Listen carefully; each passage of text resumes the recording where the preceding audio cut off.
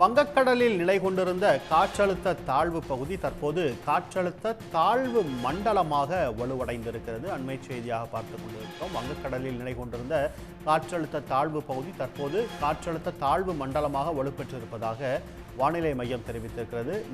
ஆழ்ந்த காற்றழுத்த தாழ்வு பகுதி தாழ்வு மண்டலமாக வலுப்பெற்றிருக்கிறது.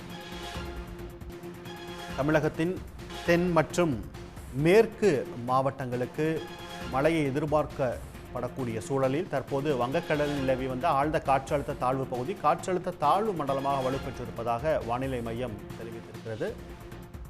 இது தொடர்பாக மேலதிக விவரங்களுக்கு செய்தியாளர் ஸ்ரீதர் இணைகிறார். ஸ்ரீதர், விவரங்கள்.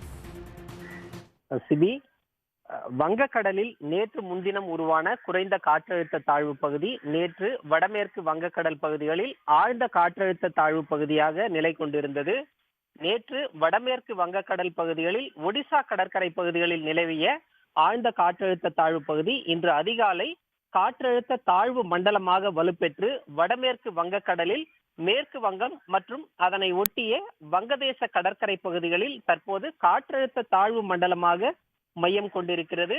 இது தொடர்ச்சியாக வடக்கு திசையில் நகர்ந்து அடுத்த சில மணி நேரத்தில் ஆழ்ந்த காற்றழுத்த தாழ்வு மண்டலமாக வலுவடையக்கூடும் எனவும், இன்று நண்பகல் வாக்கில் மேற்கு வங்கம் வங்கதேச கடற்கரை பகுதிகளில் சாகர் தீவு மற்றும் கேபுபுரா இடையே கரையை கடக்கக்கூடும் என்ற ஒரு தகவலையும் இந்திய வானிலை ஆய்வு மையம் தற்போது தெரிவித்துள்ளது. வங்கக்கடலில் காற்றழுத்த தாழ்வு மண்டலம் மையம் கொண்டிருப்பதால் தமிழ்நாடு, கர்நாடகா, கேரளாவில் தென்மேற்கு பருவமழை தீவிரமடைய வாய்ப்பிருப்பதாகவும் இன்று இந்த 3 மாநிலங்களுக்கும் சிவப்பு எச்சரிக்கை கொடுக்கப்பட்டுள்ளது.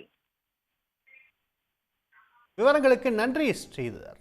உடனுக்குடன் செய்திகளை தெரிந்து கொள்ள சன் நியூஸ் பெல் ஐகானை கிளிக் பண்ணுங்க.